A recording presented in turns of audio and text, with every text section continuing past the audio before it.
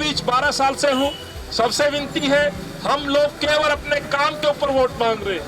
हमने जो दिल्ली को 15 साल में दिया और 5 साल में विधायक के तौर पर पटपड़गंज को स्कूलों का विषय सबसे ज्यादा महत्वपूर्ण है, जिसपे हमने काम किया है। तो स्कूलों का जिक्र घर घर तक पहुंचाओ।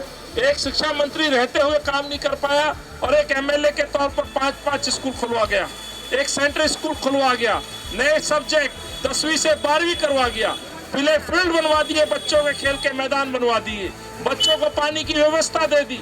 जहां बच्चों का हक था, वजीफा, पेंशन, यूनिफॉर्म, वो सब हक बच्चों को मैंने दिलवाया है।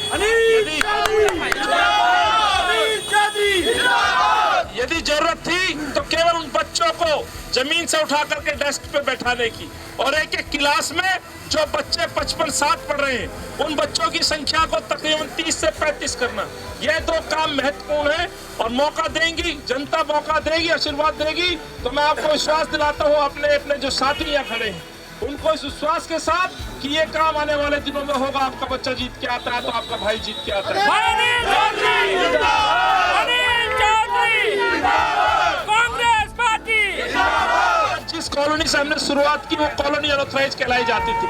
अरविंद केजरीवाल जी कहते हैं बड़ी बड़ी प्रेस कॉन्फ्रेंस करके कि अनऑथराइज कॉलोनियों में कुछ नहीं हुआ, कांग्रेस बोलती रह गई। मैं उनको बुलाना चाहता हूँ कि आइए मेरे जे ब्लॉक, आइए जी ब्लॉक, आइए आर ब्लॉक, पूरे विनोदनगर की तो बात ही छोड़ दीजिए।